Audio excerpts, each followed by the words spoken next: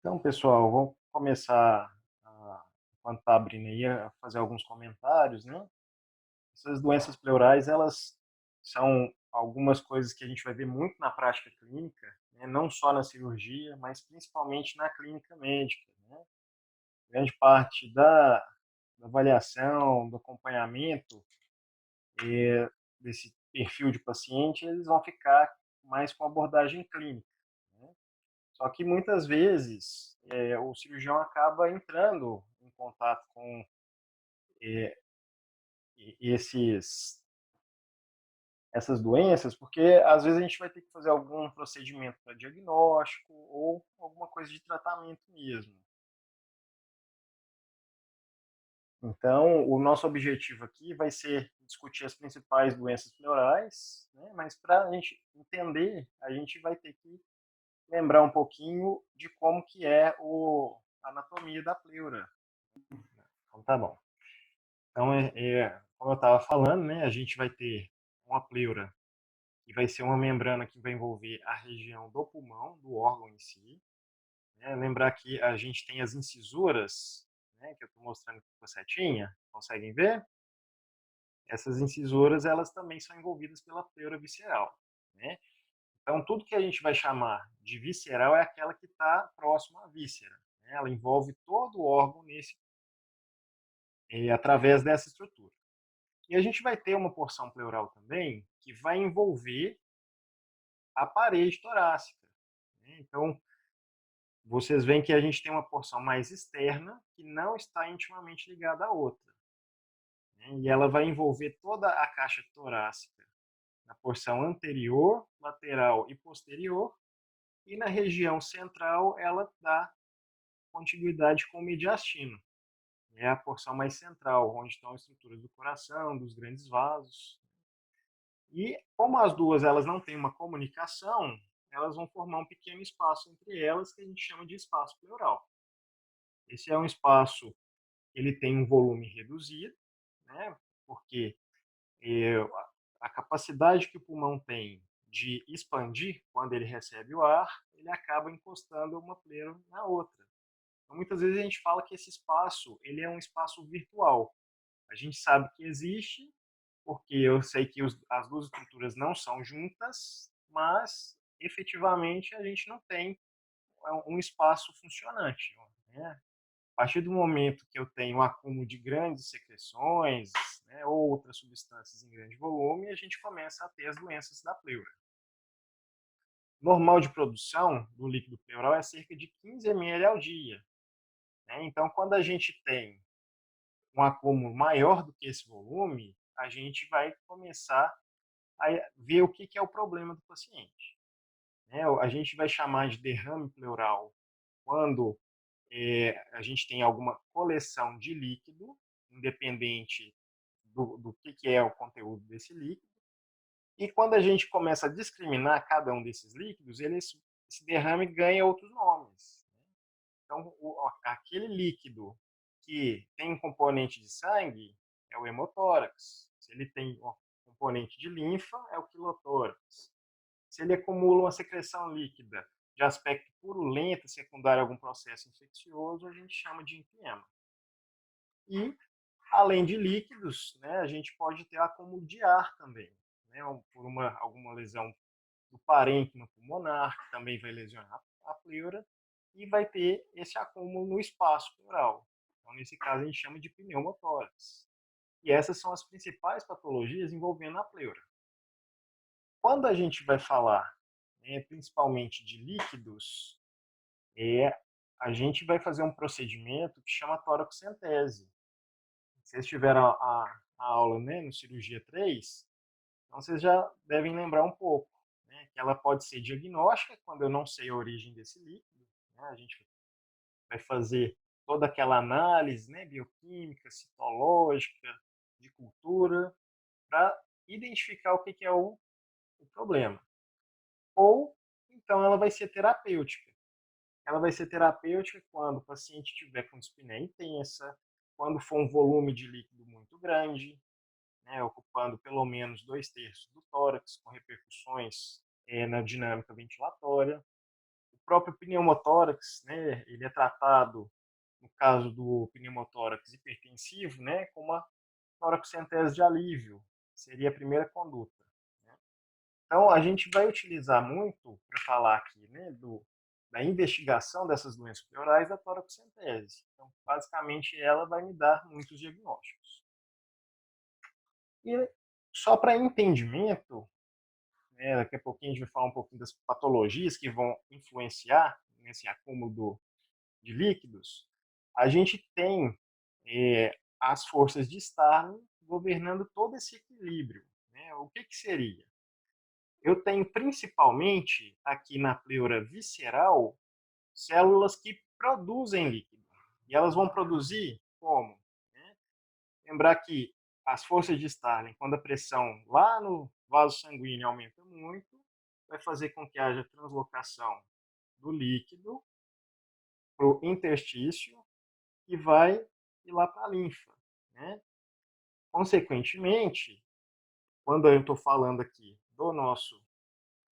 da nossa pleura visceral, o vasinho que estava levando o líquido acaba passando perto dessa estrutura e acaba fazendo uma transutação do líquido da pleura para o espaço pleural. A pleura parietal, ela não tem tanto componente de secreção desse líquido. E é por ela, né, também de acordo com as forças de Starling, porque quando o líquido vem para o espaço, esse líquido aumenta a pressão aqui dentro e acaba que a pleura parietal ela vai absorver o líquido. Então a gente vai ter esse fluxo, né, de formação normal.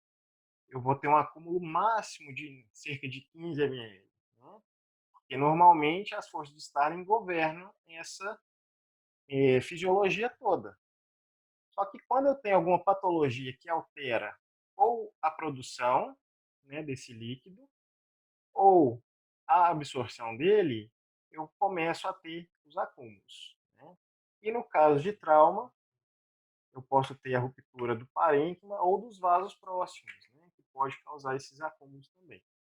Então, grande parte das patologias tem esse raciocínio. Né? E a gente vai fazer aquela toracocentese para identificar o que é o problema. Né? Quando eu falo de derrame pleural, que é líquido, logicamente, o pneumotórax ele é mais fácil, né, de ser identificado clinicamente por ter uma característica diferente. Mas a partir do momento que eu descubro um derrame pleural, eu não sei a etiologia dele. Eu só sei que é uma coleção de líquido. Aí a gente vai dentro do contexto clínico associado com o exame do líquido. Então, quando eu faço aquela toracocentese, pego os líquidos para análise, eu vou ver aqui, né, classificar ele em duas categorias, que seria a categoria do transudato, que é um líquido geralmente pobre em proteína, e muitas vezes ele vai ter só uma diferença no equilíbrio, né, daquelas forças de produção e absorção do líquido lá na pleura. Então pode ser por uma insuficiência cardíaca, onde eu tenho um acúmulo de sangue maior na circulação pulmonar, consequentemente, eu aumento a produção do líquido. Nos casos de desnutrição, onde a pressão oncótica ela abaixa demais, né, aquele líquido que foi para o espaço pleural ele não consegue voltar para a circulação. Então eu tenho um problema na reabsorção desse líquido. Quando eu tenho a telectasia, acaba que eu tenho áreas perfundidas e não ventiladas, aumenta a pressão nos vasos daquela região atelectasiada, e, consequentemente, esse líquido ele vai passar por um excesso de pressão. Então, raciocínios semelhantes, né, para cirrose, onde o paciente tem uma queda da produção de albumina, que faz o gradiente oncótico. A síndrome nefrótica, eu vou ter proteinúria também, né, na lesão do néfron, consequentemente, menos proteína, menos chance de reabsorver esse líquido. E quando o paciente faz diálise peritoneal, é um procedimento também associado com uma perda proteica, né? Então uma queda de albumina. Esses a gente considera transudato porque eu não tenho uma doença agindo diretamente na pleura. Né? O que está acontecendo? Eu tenho uma doença sistêmica e está alterando aquelas forças de Starling, né? Muitas vezes associado com baixa proteína. Por outro lado, eu tenho uma classificação desse líquido como exudato. O exudato, geralmente, eu tenho uma ação direta em alguma doença, né, ou na pleura, ou no sistema pulmonar, ou até mesmo em estruturas da parede torácica, ou que estão no tórax. Né? Então, eu já tenho uma patologia mais local, né, não apenas sistêmica. Esse caso aqui, o nosso exudato, ele vai ser um líquido rico em proteína. O processo todo ele vai estar com alguma alteração, né, também naquele processo de é, uma, perdão, gente, é mais no processo de absorção. Né? O transudato, eu posso ter excesso de produção de líquido, mas quando eu falo em exudato, eu tenho alguma coisa que está impedindo esse líquido de ser reabsorvido. Né?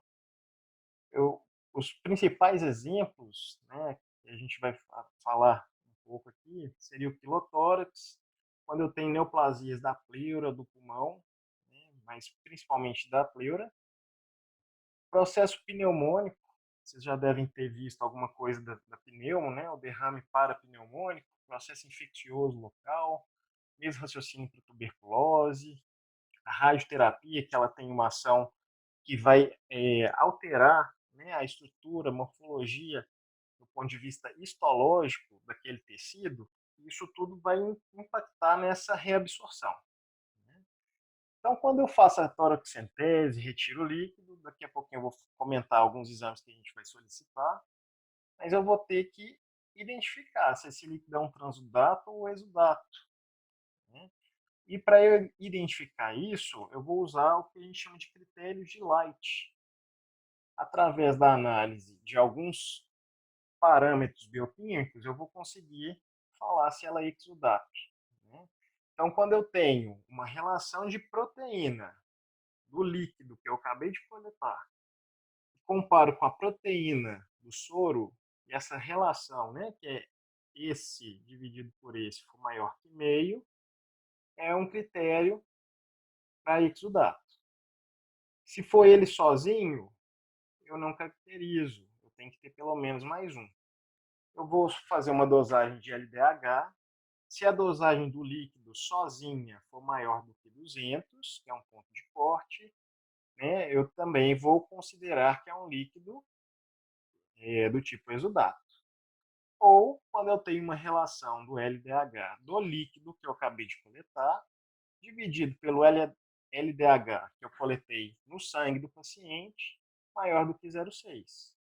Então, quando eu vou fazer essa análise, né, do bioquímica do líquido, eles vão me dar condições de ver se eu atinjo um critério de Light para falar se ele é exudato.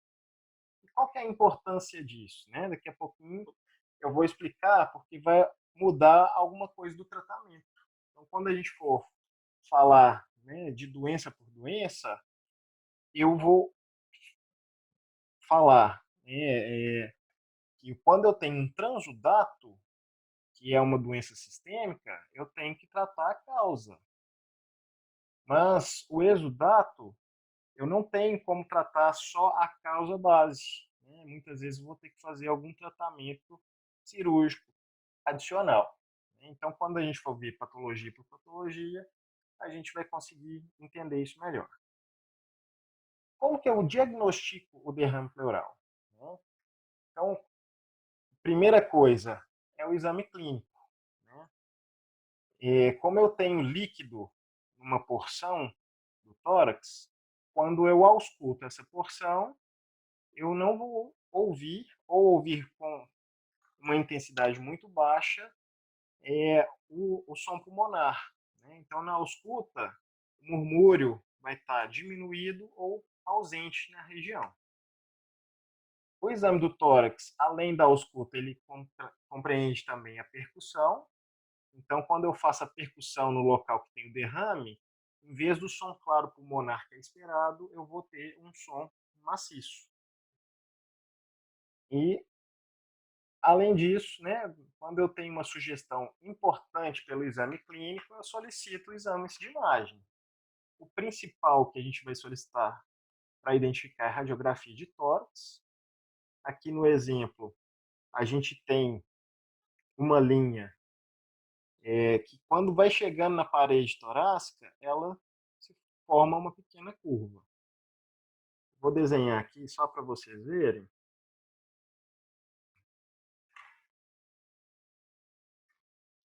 Então, eu espero que o líquido, pela gravidade, fique embaixo, mas ele tende a ficar mais curvo próximo da parede torácica. A parede torácica seria essa segunda linha. Quando eu olho comparativamente os dois lados na radiografia, eu vejo que um lado, o seio costofrênico está normal, mas o outro eu não identifico aonde ele está. Então, essa principalmente é um exame barato, fácil de realização, né? Todo pronto atendimento tem. Então, se o paciente chegou com alguma queixa respiratória e você acha que tem algum tipo de líquido, a radiografia vai mostrar melhor. Lógico que eu não vou pedir uma única incidência, né? A radiografia do tórax ela tem que ser feita na incidência antero-posterior e lateral. Perdão, póstero-anterior e lateral. A exceção disso vai ser quando eu tiver algum trauma, né? Se for uma suspeita de algum hemotórax, se o paciente tiver instabilidade e não puder ficar de pé, eu vou fazer só a póstero-anterior. Se a radiografia não mostrou esse padrão típico, então eu tenho que pensar em outras formas, né? Mas eu não vou falar disso na urgência. É quando o paciente está fazendo um processo investigativo ainda para identificar o que é. Então, se a radiografia não foi elucidativa, eu posso pedir a ultrassonografia. E esse derrame ele só vai ficar visível no raio-x a partir do momento que ele tiver uma quantidade de líquido superior a 300 ml. Então, é uma quantidade razoável para aparecer no raio-x. O ultrassom, por outro lado, ele já consegue captar, né, identificar derrames pequenos a partir de 50 ml. Lógico que tem que ser um operador bem treinado, né? Então, fiz a radiografia, confirmou? Ok. Se não confirmou, ultrassom. Se eu não tenho ultrassom disponível ou o paciente tem alguma dificuldade para fazer isso, né? Às vezes eu consigo até a tomografia de tórax, porque o ultrassom ele pode não ser conclusivo, né? Pode não mostrar alguma causa especificamente, pode identificar apenas o líquido, mas não vai ser suficiente para dar um diagnóstico. Então, eu posso utilizar uma tomografia de tórax para identificar diagnósticos diferenciais dentro do tórax que vão causar isso. Então, a toracocentese, só relembrando, né? Ela vai ser feita preferencialmente com o paciente sentado, tem que ter uma posição confortável. Só um minutinho aqui. O pessoal me mandou um chat e eu não estou conseguindo acessar ele. Se vocês quiserem, for pergunta, quiser ligar o som, alguma coisa assim mais urgente, senão vocês só mandam mesmo lá, ok?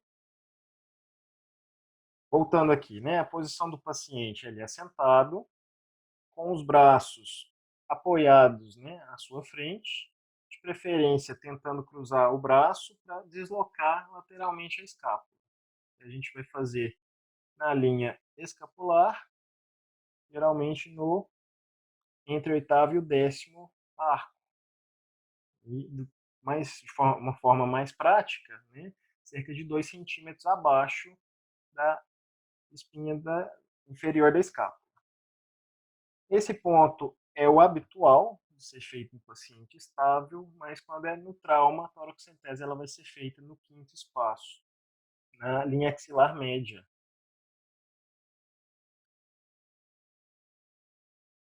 Uma coisinha que a gente conversou bastante lá na CIT era o exame do líquido. Então, o tórax não é diferente, macroscopicamente. Na hora que eu faço a toracocentese, retiro esse líquido, se ele já tiver um componente de sangue, ele vai ser um hemotórax. Né? Se ele tiver um aspecto turvo, um cheiro diferente, né? Às vezes até com grumos, eu vou considerar que é uma secreção purulenta. Né? Se ele for branco, leitoso, o quilotórax, né? Que é o acúmulo da linfa. Se ele for amarelo citrino ou até mesmo transparente, é o aspecto normal que eu espero. Os exames são basicamente os mesmos que a gente fazia lá na CIT.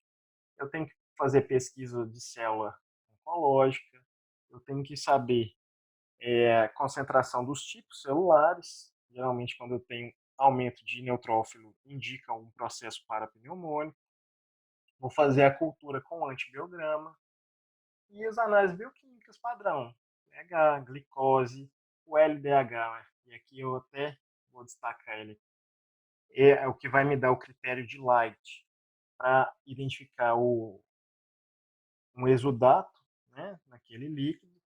As proteínas totais, ela também é importante, né? Bem, vocês desculpem a falta de habilidade com o mouse, né? Que ficou horrível isso aqui. Mas as proteínas totais, elas vão me ajudar também, porque eles fazem parte dos critérios de Light para a identificação. Adenosina deaminase, para quando eu tenho suspeita de tuberculose. Amilase, quando a suspeita é de uma pancreatite. E os triglicérides, quando eu acho que é um quilotórax. Né? Então, são os mesmos exames que a gente fazia, agora o raciocínio são para as patologias do tórax. E quando eu vou falar das possibilidades de tratamento, né, a importância de eu identificar esse exudato ou transudato, ela vem aqui. Por quê? O transudato vai ser a doença renal, né, a síndrome nefrótica, a insuficiência cardíaca, a pancreatite. Elas são doenças que não são envolvendo diretamente a pleura ou o tórax. Né? Então, se eu estabilizar essa doença, consequentemente eu vou tratar esse derrame. Então, o paciente que tem uma insuficiência cardíaca descompensada, por exemplo, o tratamento dele vai ser com diurético. Né? Acaba que eu diminuo a quantidade de líquido circulante, consequentemente diminuo a pressão. Né? E assim esse derrame ele vai se sendo absorvido ao longo do tempo.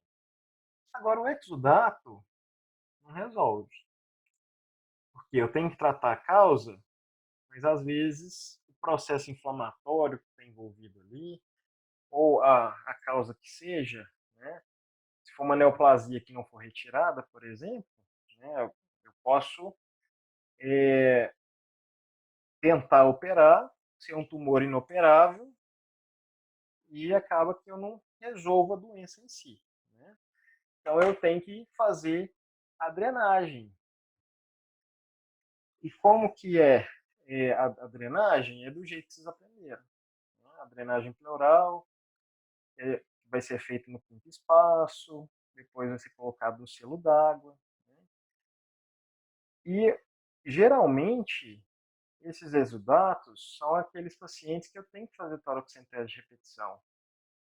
E, igual eu falei, só o tratamento da causa base não resolve. A tuberculose, por exemplo, que vai dar um exudato, o tratamento dela é prolongado, pelo menos 6 meses. Né? Então, não vai ser uma coisa que vai resolver de imediato. Se o paciente começa a evoluir com instabilidade respiratória, ou aquele que está sempre acumulando, né, muitos casos de neoplasia acontece isso, né? Então eu já vou indicar uma drenagem pleural também. E lembrar que a drenagem pleural ela é mandatória nos casos de hemotórax ou pneumotórax secundário a trauma. Então, isso norteia muito o tratamento do meu derrame. Né? Então, se ele é transudato, só um tratamento clínico resolve. O exudato é tratamento clínico, muitas vezes associado com o tratamento cirúrgico. Quando eu tenho situações onde essa toracocentese de repetição ela está muito frequente, ou a drenagem pleural, mesmo que efetiva, ela não zera a drenagem, né? Eu tenho que pensar em outras formas de resolver. Eu tenho um procedimento chamado pleurodese, onde eu vou fazer uma abertura na cavidade pleural e na abertura eu vou instilar alguma substância irritativa para a pleura. Geralmente é um talco que é colocado lá dentro, ele não é absorvido, só que a presença dele causa uma inflamação importante.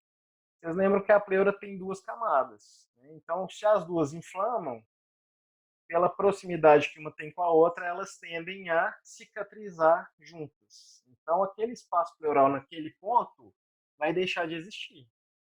E para formação, né, do meu líquido pleural, eu preciso ter esse espaço. Se eu não tenho ele, em teoria, né, eu resolvo o paciente. Né, e grande parte mesmo dos casos vai ser resolvido.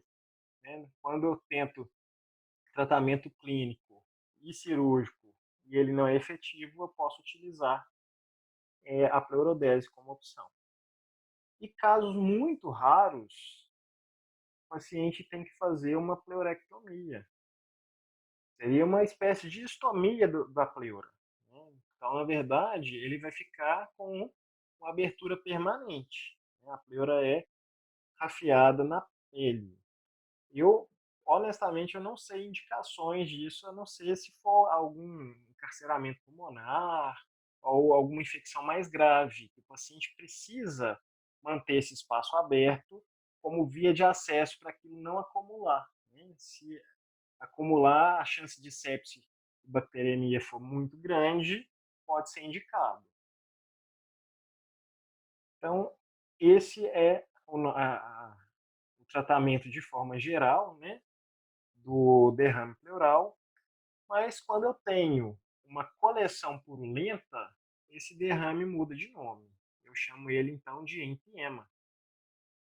E esse empiema, ele vai se formar muitas vezes secundário a algum tipo de infecção pulmonar, principalmente, que não impede, né, de eu ter infecções em outros sítios e ter uma contaminação por via sanguínea. Né? Então, o paciente faz bacteremia em outro lugar, consequentemente, pode acometer a pleura, né, pela proximidade com aqueles vasinhos pequenos que a gente conversou quando falou das forças de Starling.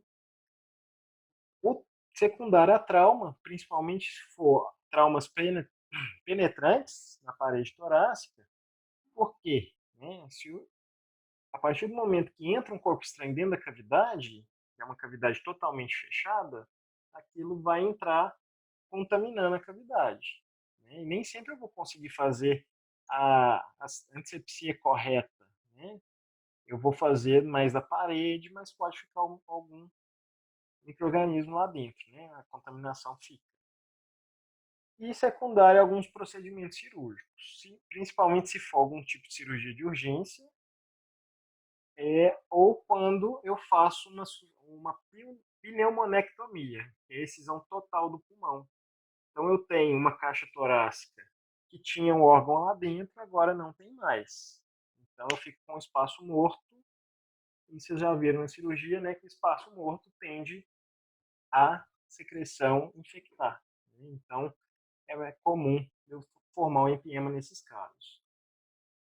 Em relação à infecção, né, geralmente é uma pneumonia por gram-positivos. Raramente eu teria, né, uma pneumonia com gram-negativo anaeróbio formando empiema. Essa flora aqui ela é mais comum para contaminação hematogênica, né?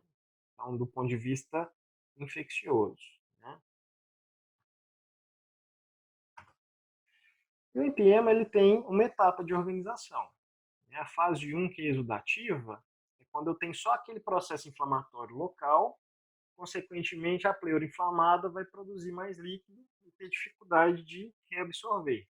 Né? Então é um líquido claro, citrino e bem fluido. Né? O empiema, ele pode ser drenado já nessa fase. Alguns pacientes, eles não vão ter uma sintomatologia muito importante nesse ponto. Então, talvez ele seja identificado só como derrame pleural simples, que não mostrou sinais infecciosos maiores. E muitas vezes ele vai vir parar aqui, né, que é a segunda fase, que é a fibrina purulenta, onde eu já tenho um processo inflamatório mais prolongado, né, e aquelas duas lâminas da pleura tendem a começar a, em alguns pontos específicos, né, pela inflamação, a criar uma fibrose, né, e, consequentemente, vai formar pequenas loculações. E essas loculações vão progressivamente acumulando líquido e acaba que eu não consigo ter uma mobilidade boa desse líquido, né, pela fibrose que tem em volta dele. Então, como se fosse uma formação de um abscesso mesmo nessa região. E aqui, né, o líquido do abscesso ele é turvo, espesso, né, tem uma coloração e um cheiro mais característico. E essa é a segunda fase. Né. Se até esse momento não foi identificado e tratado, ele vai evoluir para uma fase crônica, né, que a gente chama uma fase organizada, onde essas travas de fibrina elas vão ficando cada vez espessas, né, formando uma carapaça, né, uma cápsula mesmo, de forma que a pleura que deveria dar mobilidade para o pulmão, acaba que ela fica presa nesses pontos. Consequentemente, meu pulmão perde espaço de ventilar. Né? Então, ele não se expande mais com o ar. Então, ele evolui para uma síndrome que a gente chama de encarceramento pulmonar. Nesse ponto aqui, da fase 1, o tratamento pode ser feito com a drenagem pleural. Na fase 2, também. Algumas vezes precisa de cirurgia. Só que na fase 3, não tem como mais eu drenar, já que a estrutura alterou, né, a morfologia da pleura, consequentemente do pulmão, a cirurgia tem que ser indicada para tentar quebrar, né, essas cápsulas de fibrose e melhorar a expansibilidade pulmonar. Os sintomas do empiema, né, por ser uma secreção purulenta de origem infecciosa, geralmente o paciente vai ter febre, além dos sintomas respiratórios clássicos, né, de tosse, de espineia. Só que nas fases mais avançadas, o paciente já pode ter perda ponderal, inapetência. Radiografia, ela lembra muito aquela linha do derrame pleural, né? Só que quando eu olho o seio cotofrênico, eu vejo ele aqui, né? Igual do outro lado. Se vocês olharem bem aqui na imagem, a gente vê uma formação mais arredondada. Né? Se eu for considerar uma imagem com qualidade melhor, né, vocês veriam isso também mais fácil. Né? Olhando na forma lateral também a gente vê que tem um excesso de acúmulo de líquido. Então, sempre que eu ver na radiografia uma lesão circular com nível hidroaéreo, né, eu vou considerar que possa ser um empiema. Porque se eu tenho bactéria nesse líquido, e algumas vezes vão ter anaeróbio, ele começa a produção de ar. Então acaba que eu tenho essa interface para me auxiliar no diagnóstico. Só que muitas vezes a radiografia de tórax ela é inespecífica. Né? Eu tenho que solicitar uma tomografia para ver o grau de fibrose, se tem atelectasia, né? Se tem outras complicações pulmonares. E na tomografia a gente vai ver a mesma coisa. Uma janela de pulmão e eu vejo claramente uma área com nível hidroaéreo. Nessa região aqui tem trama vascular, consequentemente aqui é parênquima pérvio. A branquinha toda aqui líquido, e uma área preta, preta sem nada, né? Então é ar. E esse aqui seria o nosso emfiema visto na tomografia. Então o tratamento, né, vai ser a drenagem pleural. Por que eu coloquei loja aqui? Né? Só voltando. Como se ela formasse mesmo uma cápsula, né? Uma cavidadezinha. A gente chama isso de loja. Então eu vou fazer a drenagem, né? Principalmente quando ele estiver na fase 1 ou 2. Lembrar que como é infeccioso, tem que ter algum antibiótico para aquela flora. Então geralmente a gente vai utilizar quinolona ou alguma clolídeo. Todas as medidas clínicas de suporte, e muitas vezes o paciente tende a ficar séptico, pode evoluir de forma mais grave, sem falar que é com cometimento pulmonar. Então ele vai ter queda de saturação, lembrar de hidratação, de oxigenação. Se ele já tiver mais grave, tendo uma sepse, ele precisa ser encaminhado para a UTI, para monitorização, né? O nosso famoso MOV. E a drenagem pleural, como eu falei, ela é efetiva principalmente para a fase 1. Alguns casos da fase 2 que não tem grande complicação, mas se evoluir para aquela encarceramento pulmonar, algum procedimento cirúrgico.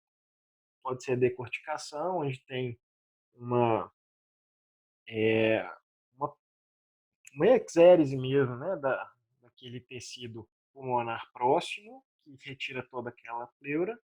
Eu posso ter só o debridamento, né, que é a raspagem do local que está com a fibrose, e a limpeza, né, para retirar aquela secreção contaminada, ou a neurostomia, né, que a gente já conversou, e são para os casos mais graves, onde eu preciso manter aquela loja aberta para não dar continuidade no processo infeccioso.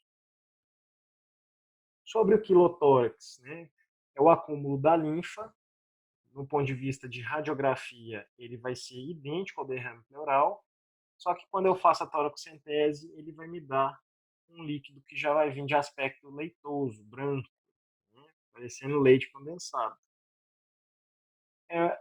A linfa, eu sei que ela é rica em triglicérides, principalmente, então, aquela propedêutica, né, do líquido pleural, o triglicérides, ele é muito bem indicado quando eu tenho um aspecto branco, né, leitoso desse jeito. E o que é a repercussão do quilotórax, né? Muitas vezes ele vai ser por lesão das vias linfáticas ou por neoplasia. Enquanto eu não tratar essa neoplasia, o paciente tende a ter esse acúmulo mesmo. Ou quando eu tenho alguma lesão pós-cirúrgica, né?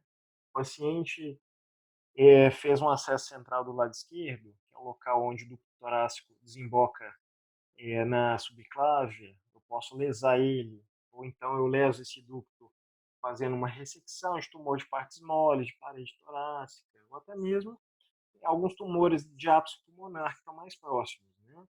Então, eu posso lesar o ducto torácico e esse ducto fica vazando linfa para dentro da cavidade. Se a linfa, né, ela é rica em triglicérides, esse triglicérides está vindo lá do intestino, a minha absorção intestinal ela vai estar efetiva, mas do ponto de vista nutricional ela vai estar ineficaz, porque esse triglicérides não volta para a corrente sanguínea para ser metabolizado. Sem falar que, junto com a linfa, junto com triglicérides, a linfa é responsável por trazer uma parte daquele líquido que, pelas forças de Starling, foi parar no interstício. É a própria linfa que vai trazer essa quantidade. Para o paciente, ele pode perder volume, então, já pensando em tratamento, eu tenho que fazer uma reposição hídrica.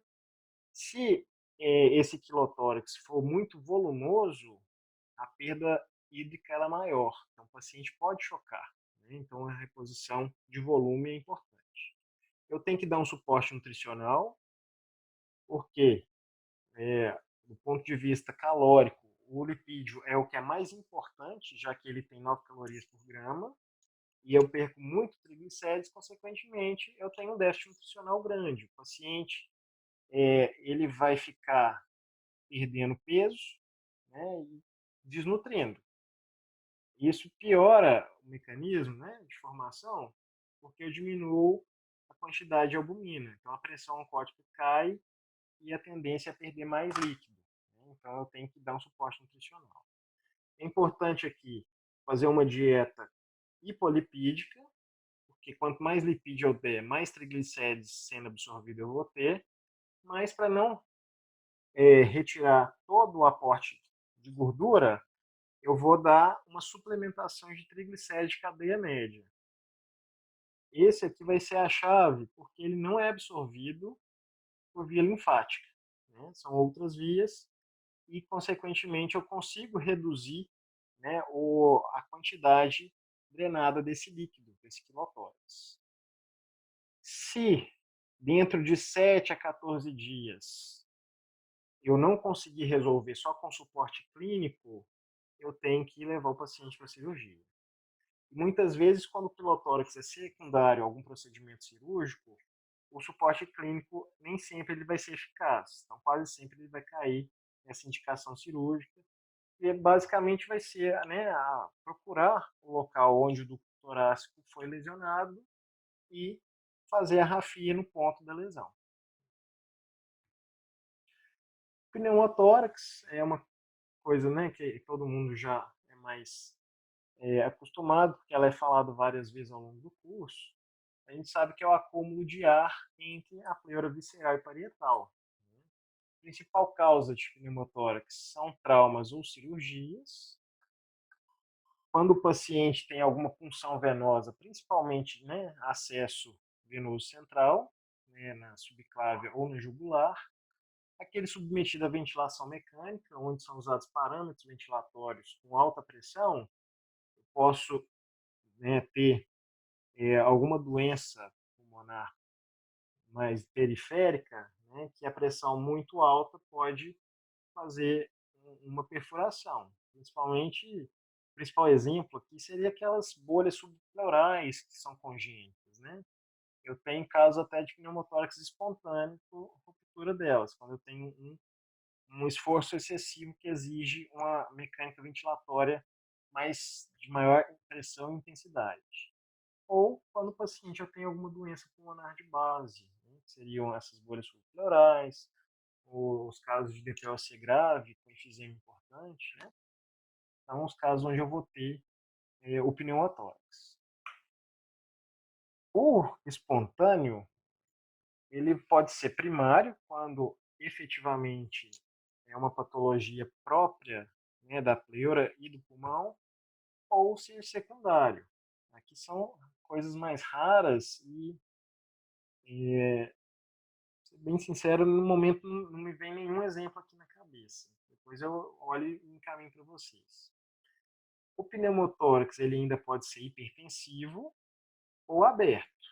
Vou voltar na imagem anterior, que está mostrando um pneumotórax aberto. Por que aberto? Eu tenho uma lesão na parede torácica e essa lesão faz com que tenha uma comunicação, né, do meio externo com o espaço pleural. O problema é que para ventilação normal, a pressão aqui dentro ela tem que ser negativa. Quando eu tenho a abertura, eu igualo as duas pressões.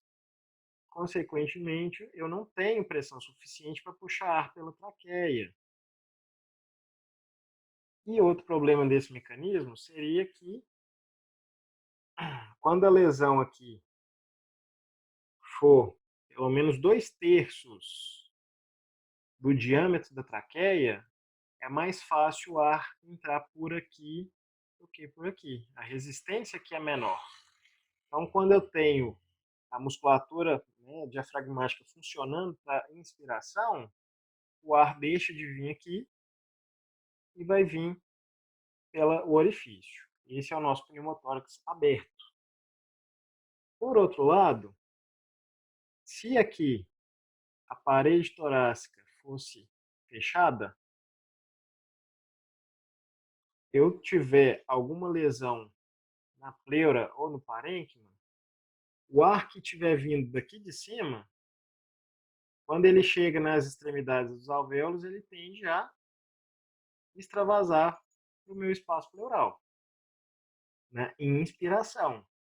Mas na expiração, a pressão aumenta e esse ar não consegue voltar pelo orifício.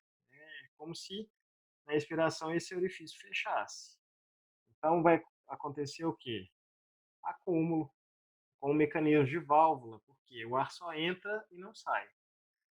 Quando acumula demais, começa a empurrar todas as estruturas do tórax para o lado contralateral. Eu vou ter repercussão importante porque está comprimindo as cavas, então eu diminuo o retorno venoso, consequentemente o paciente choca, e eu vou ter um pulmão atelectesiado e um pulmão comprimido. Então a área ventilatória ela é muito diminuída. Então são situações extremamente graves e a gente considera urgência mesmo. Como que a gente vai identificar isso? O paciente vai ter dor torácica intensa, se for trauma principalmente, a dispneia, eu fico com menos espaço ventilatório, menor troca gasosa, então o paciente ele tem um reflexo de aumentar a frequência respiratória para tentar suprir e fica mais cansado por não ter uma troca gasosa efetiva. Quando eu palpo o tórax, eu posso ter um enfisema subcutâneo. Se eu tiver algum mecanismo, principalmente traumático, que lesionou a pleura, eu posso ter tido lesão também de pleura parietal. Então o ar começa a ir para o subcutâneo. E eu identifico ele através da palpação. No raio-x, é bem claro a gente vê, né, essa primeira imagem, vários vasozinhos. Esses vasos eles chegam bem próximo da parede torácica, mas do outro lado eu não vejo vaso nenhum.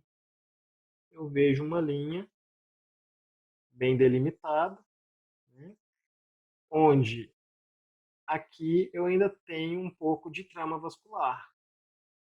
Aqui é um pulmão atelectasiado e aqui configura para mim um pneumotórax.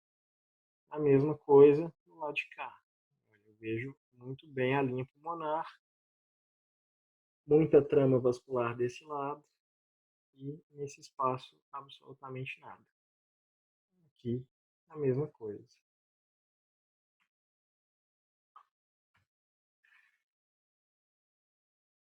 Antes de eu falar aqui da TC, né, a gente sabe que o pneumotórax hipertensivo, que é mais grave, ele tem que ser de reconhecimento clínico. Né? Então, o que eu vou fazer com esse paciente? Eu vou fazer o exame físico do tórax. Se ele está com hipotensão, dispneia, enfisema subcutâneo, eu palpo o tórax, né? Além do enfisema, eu sinto algum sinal de alguma fratura de arco costal. Se eu faço a percussão, está um som hipertimpânico, ausência de murmúrio ou muito diminuído, né? Isso tudo vai indicar para mim que ele está fazendo pneumotórax. E se ele está tendo comprometimento hemodinâmico, é hipertensivo, eu não vou fazer exame de imagem, tem que tratar imediatamente. Mas aquele que eu tenho dúvida, que o paciente está estável, vai para os exames de imagem. A primeira é a radiografia. A radiografia pode ser conclusiva ou não. E se ela não for conclusiva, eu posso pedir a TC. Né? Nesse caso, na janela pulmonar, a gente vê muito bem a divisão entre parênquima e aqui a ausência de parênquima. Aqui é o pulmão atelectasiado. Na outra imagem, aqui esse lado todo normal.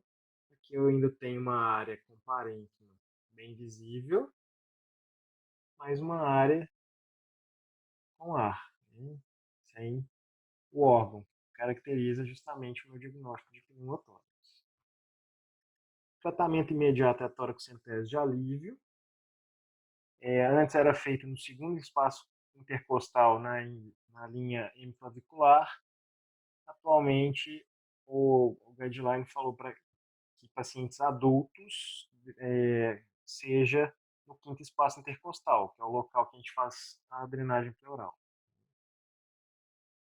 A toracocentese de alívio ela é feita para tirar o paciente da urgência, porque eu faço um pneumotórax hipertensivo ficar um pneumotórax aberto, e isso me dá tempo de preparar o material de drenagem. Tratamento definitivo, a princípio, é a drenagem pleural. Alguns casos eu posso ter uma lesão que ela não vai cicatrizar sozinha, né? Então eu crio uma fístula. Quando eu tenho essa fístula pulmonar, esse dreno ele fica funcionante, saindo ar o tempo todo, né? Ele nunca vai parar. Então, se ele está mantendo aquele borbulhamento de ar que é esperado por vários e vários dias e aquilo não para, não cessa de jeito nenhum, possivelmente ele evolui para essa fístula. Eu vou tratar então só com uma cirurgia, onde eu vou fazer um acesso, né, na cavidade torácica, procurar o local onde está a lesão. E as neoplasias pleurais, né? O principal tumor pleural é o mesotelioma, e a gente vai identificar por massas torácicas, né? A gente tem uma delimitação muito precisa, né? A gente não vê alteração da opacidade tão importante, né? Assim, a ponto de ser suspeita de líquido, né? Então a gente vê uma massa mesmo, e muitas vezes o paciente vai ser assintomático. Quando eu vejo esse tipo de imagem, eu tenho que pensar nos diagnósticos diferenciais, né? Pode ser uma tuberculose, algum derrame encistado, né? Então eu tenho que fazer uma propedêutica para melhor identificar isso. Então eu posso fazer radiografia para começar, a tomografia, né? Onde eu vou ver uma lesão sólida com contiguidade próxima, né, à pleura. Assim, a gente não acha um ponto de separação, né? Se a TC for inconclusiva, a ressonância às vezes pode me dar essa mesma informação. E uma vez que eu faço a identificação dela por exame de imagem, eu tenho que fazer a biópsia pleural para identificar o tipo histológico e confirmação mesmo de ser uma lesão neoplásica, né? E grande parte das vezes vai ser esse mesotelioma. O tratamento ele vai ser inicialmente com radioquimioterapia, seguido da ressecção cirúrgica. Então, a primeira etapa é para redução, né, do tamanho tumoral, para dar uma melhor condição de ressecção cirúrgica e ela ser curativa, já que é um tipo de tumor que não tem comportamento tão agressivo assim. É importante a gente diferenciar, né, esse câncer pleural do câncer de mediastino. Lembrar, né, que o mediastino é essa porção que está entre os dois pulmões. Então, tudo que for fora, né, dos campos pulmonares, na região mais central, são as lesões neoplásicas de mediastino. A gente tem anatomicamente a divisão do mediastino em ântero superior, né, que é aquele onde estão o timo, a gordura e vasos da base. A gente tem o médio, que é onde está o coração, e a gente tem o posterior, onde estão principalmente a aorta descendente e o esôfago. As lesões de mediastino, né, elas vão ser também identificadas como massas, na grande maioria das vezes. E cerca de 25 a 50 vão ser de aspecto maligno, que vão ter uma evolução mais desfavorável. O diagnóstico ele também é feito por biópsia. Então, se eu identificar uma massa mediastinal nos exames, daqui a pouquinho a gente vai ver as radiografias, eu tenho essa gama de opções. São vários tipos de tumores que podem dar na região, né?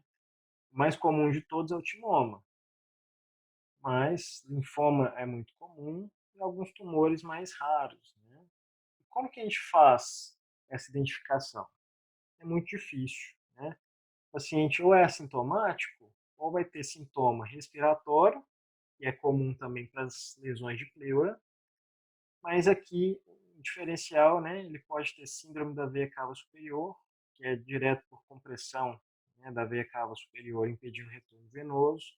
E como o nervo laríngeo recorrente ele vai até essa região do mediastino, eu posso ter rouquidão também. Então, são sintomas muito específicos, né? E como é assintomático na maioria dos casos, vai ser um achado incidental de radiografia. Então, às vezes o paciente fez radiografia por algum outro motivo, em vez de eu ter o mediatismo normal, eu começo a identificar o alargamento dele. Se eu fosse pensar, normalmente deveria seguir essa linha, né? Então, essa distância aqui está aumentada. Então, a gente fala que teve um alargamento de mediastino. A mesma coisa aqui. Né? Pensar que ele deveria estar seguindo essa formação, eu tenho a lesão. Por que é bom lembrar daquela anatomia, né? Olhando, voltar aqui na imagem. Por que é bom lembrar isso aqui? Eu falei no início da aula. Raio-x de tórax são duas incidências. Às vezes está normal na frente, mas quando eu olho, o local que deveria estar gordura, ou seja, aqui a gente deveria ver preto, está branco. Então aqui eu tenho uma massa nessa região.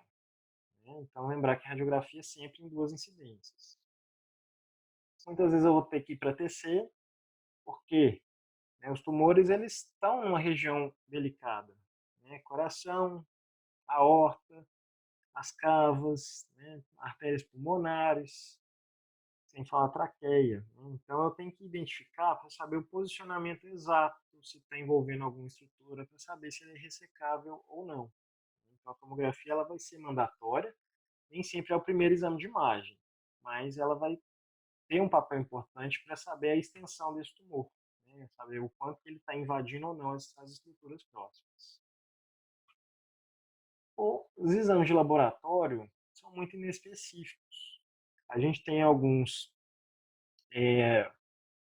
dosagens, né? Por exemplo, se eu estou suspeitando de uma neoplasia de paratireoide, vocês lembram que a paratireoide fica no pescoço, né?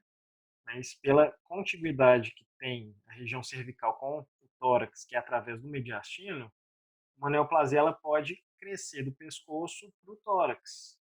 Então, se eu suspeitar disso, o paratormônio deve ser avaliado. Então, às vezes eu já tenho um diagnóstico de imagem que está sugerindo ter alguma massa que está vindo do pescoço. Aí eu solicito paratormônio. Se ele tiver aumentado, sugere muito ser um CA de paratireoide. O paciente ele tem já alguns sintomas, como de um excesso nossa, me fugiu.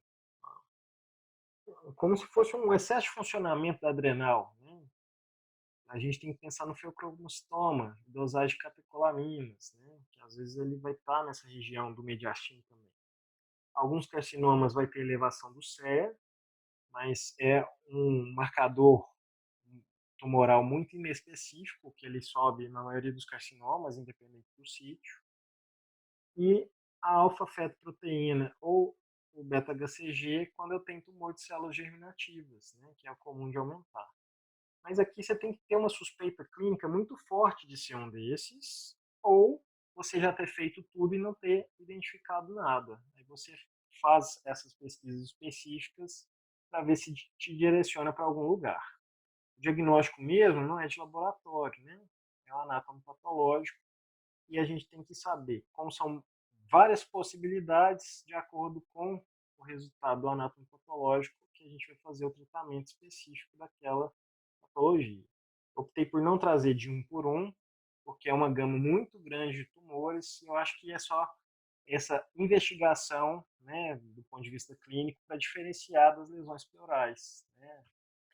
E é isso que é essa aula das neoplasias, das doenças de pleura. Aí agora a gente já vai passar para as perguntas. Só um minutinho aqui.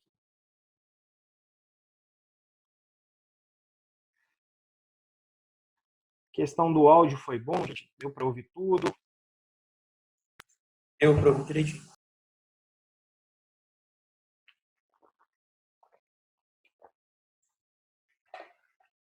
Então vamos aqui para as perguntas que tiveram.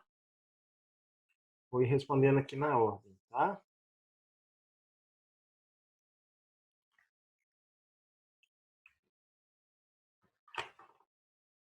Tá. Alguém perguntar aqui, somente o critério de Light permite classificação como exudato? Sim, só um critério serve, tá? E eu acho que realmente na hora ficou confuso, porque assim, dois dos critérios, eles têm o LDH, né? Eu posso ter um LDH sozinho, acima de 200, e isso é critério de exudato, e eu posso ter a relação normal, ou eu tenho os dois alterados. Deu para entender a diferença? Acho que na hora que eu falei ficou meio confuso. Então, só um critério já dá o diagnóstico exato. Às vezes eu vou ter mais de um, mas se eu tiver um dos três, já dá o diagnóstico.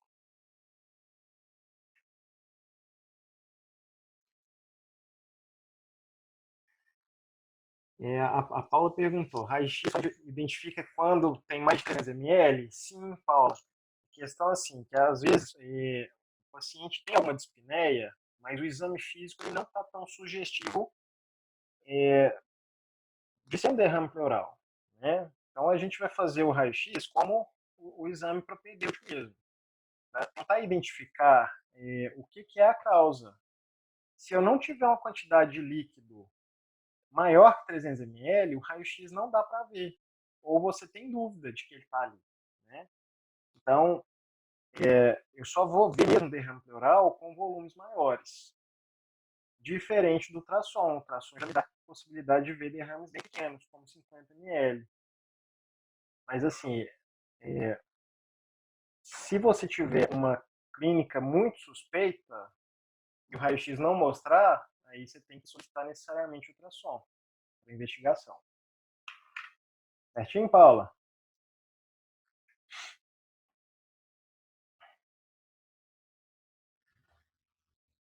O Marcos perguntou da pleurodese, né, que é aquela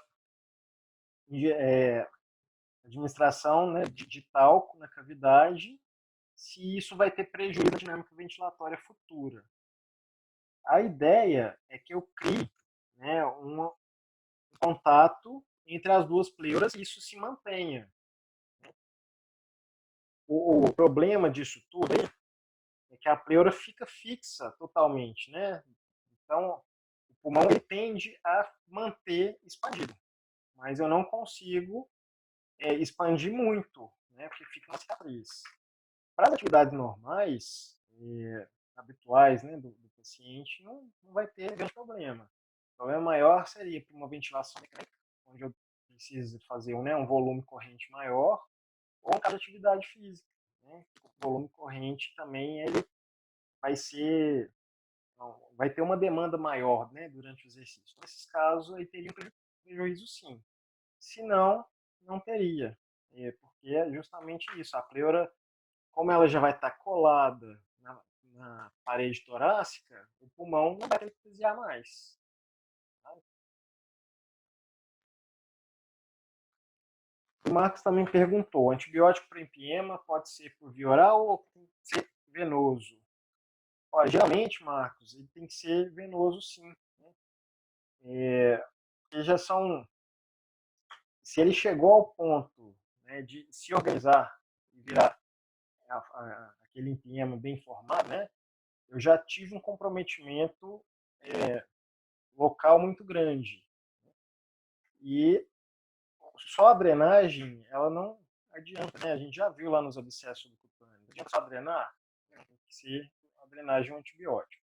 Só que como eu tenho um processo inflamatório infeccioso bem avançado, eu tenho que necessariamente começar o tratamento com o endovenoso. Se o paciente apresentou uma boa evolução, né, permanecer sintomático, melhoras dos parâmetros laboratoriais e clínicos do ponto de vista infeccioso, eu posso passar ele para via oral no segundo momento, mas inicialmente tem que ser venoso.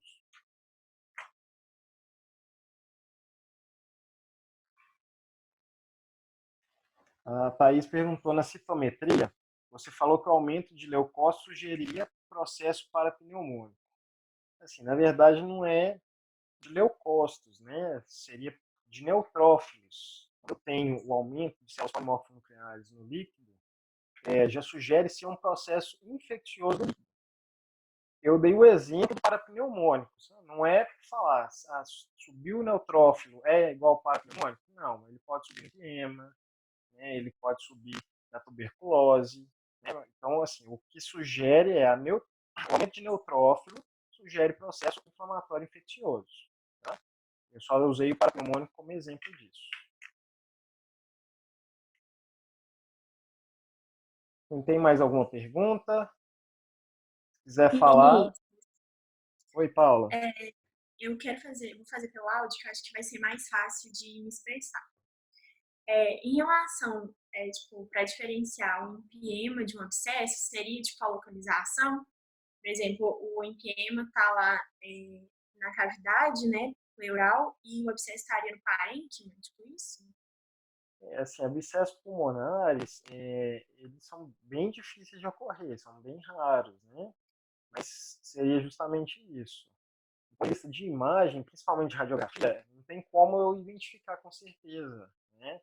Aí é onde vem a importância da tomografia para fazer o diagnóstico diferencial. Mas, assim, o abscesso pulmonar estaria no parênquima e o empiema no espaço pleural.